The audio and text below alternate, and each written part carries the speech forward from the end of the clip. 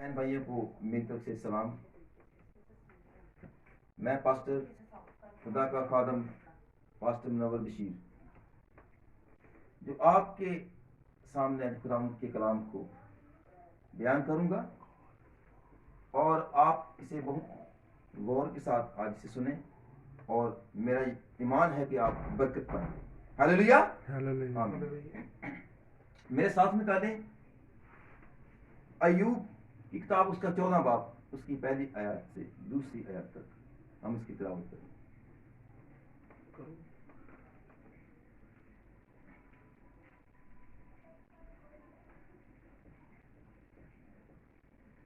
انسان جو عورت سے پیدا ہوتا ہے تھوڑے دنوں کا ہے اور دکھ سے بھرا ہے. وہ پھول کی طرح نکلتا اور کاٹ ڈالا جاتا ہے. وہ سایہ کی طرح اڑ جاتا ہے اور ٹھہرتا نہیں. آمین. آج خداوند کے کلام میں سے ہم نے ابھی جو تلاوت کی، انسان جو عورت سے پیدا ہوتا ہے وہ چند روز کا ہے. وہ دکھوں سے بھرا ہے اور اس کی زندگی بہت کم ہے.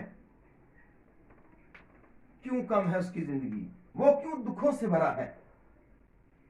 کلام مقدس کے مطابق جو انسان عورت سے پیدا ہوتا ہے اس کی زندگی میں دکھ ہے کیونکہ وہ دکھوں میں پیدا ہوا. اور دکھ کون سا؟ جب ماں بچے کو جنم دیتی ہے تو وہ بھی دردوں اور تکلیفوں میں جکڑی ہوتی ہے. اور جیسے ہی وہ بچے کو جنم دیتی ہے تو بچہ آہستہ آہستہ پرورش پاتا پاتا بڑا ہو جاتا ہے. اور روح زمین پر اس کے ارد گرد وہ تاریکی چھا جاتی ہے جس تاریکی میں وہ بڑا ہوتا ہے. اور وہ تاریکی کون سی ہے؟ وہ تاریکی بیماریوں کی، وہ تاریکی غربت کی، وہ تاریکی لعنت کی، وہ تاریکی رسوائیوں کی، وہ تاریکی جھوٹ کی، وہ تاریکی گناہ کی. تو کلام مقدس میں لکھا ہے کہ گناہ کی مزدوری موت ہے. سو جو جان گناہ کرے گی گناہ کی مزدوری موت ہے. تو اس موت کو جو ہم اپنے گلے سے لگاتے ہیں، کیا وہ موت ہمیں زندہ کر سکتی ہے؟ وہ موت پر ہم فاتحہ پا سکتے ہیں؟ کبھی نہیں. کیونکہ کلام مقدس کی جو بات ہے یہ سچے موتیوں سے زیادہ پاورفل ہے. ان کی چمک جو ہے وہ انسان برداشت نہیں کر سکتا. یہ وہ کلام ہے جو انسان کو راستہ دکھاتا ہے. یہ وہ کلام ہے جو انسان کو زندگی دیتا ہے. لیکن وہی کلام آج بیان کرتا ہے کہ جو انسان عورت سے پیدا ہوا وہ چند ہی دنوں کا ہے. وہ دکھوں سے بھرا ہے. باغ عدن کی طرف چلتے ہیں تو ہم دیکھتے ہیں کہ خدا نے باغ عدن کی مٹی سے انسان کو بنایا. اس مٹی کو سانا، اس مٹی کے اندر اس نے زندگی کا دم پھونکا. جب مجسمہ بنا دیا تو اس کے اندر زندگی کا دم پھونک دیا. تو جو عورت سے پیدا ہوتے ہیں ان کی زندگی میں دکھ ہے اور وہ بھی مٹی کے ہیں. کیا یہ میرا خون اور گوشت روح زمین پر مٹی کی پیداوار نہیں کھاتا، اس کے پھل نہیں کھاتا، اس کی ترکاریاں سبزیاں نہیں کھاتا، اس مٹی سے نکلا ہوا پانی نہیں پیتا؟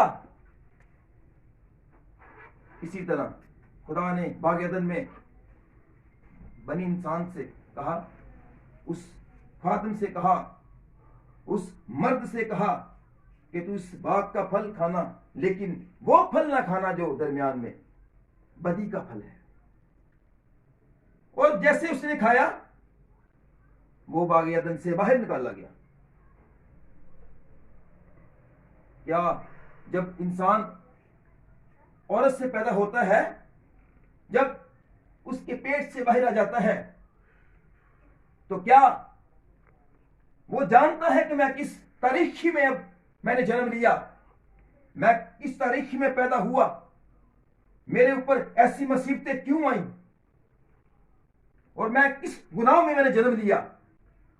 اور گناہ کی مزدوری موت ہے۔ اس لیے خدا کہتا ہے، خدا کا کلام مقدس کہتا ہے کہ جو انسان عورت سے پیدا ہوا وہ دکھوں سے بھرا ہے۔ اس لیے انسان دکھوں سے بھرا۔ یسوع المسیح جو فاتحہ کا شہزادہ ہے، جو زندگی کا بانی ہے، وہ بھی ایک عورت سے پیدا ہوا، لیکن وہ جس عورت سے پیدا ہوا وہ پاک دامن تھی، لیکن وہ روح سے پیدا ہوا، لیکن روح زمین پر پیدا ہوا۔ یسوع المسیح، اس نے کون سا گناہ کیا تھا جو اس نے دکھ سارے اپنے اوپر لے لیے؟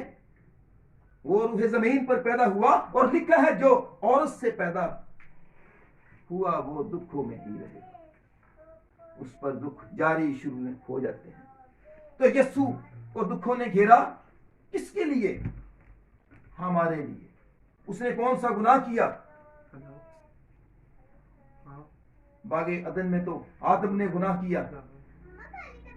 ماں کے پیٹ میں انسان جو پیدا ہوتا ہے عورت سے، اس کے ماں باپ نے گناہ کیا، لیکن یسوع نے کون سا گناہ کیا جو ہماری خاطر صلیب پر مر گیا، صلیب پر موا۔ اس نے ہاتھوں پیروں میں کیل ٹھکوائے، سر پر کانٹوں کا تاج، پسلی میں نیزہ، ایک کم 40 کوڑے کھائے۔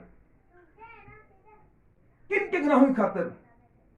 ہمارے گناہوں کا بوجھ اس نے اٹھا لیا۔ تو وہ پھر بھی کہتا ہے کہ اے بوجھ کے تھکے مندو، میرے پاس آؤ، میں تمہیں زندگی کا آرام دوں گا۔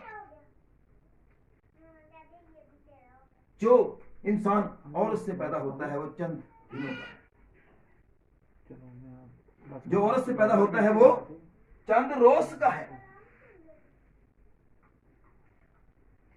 وہ پھول کی طرح نکلتا اور کاٹ ڈالا جاتا ہے،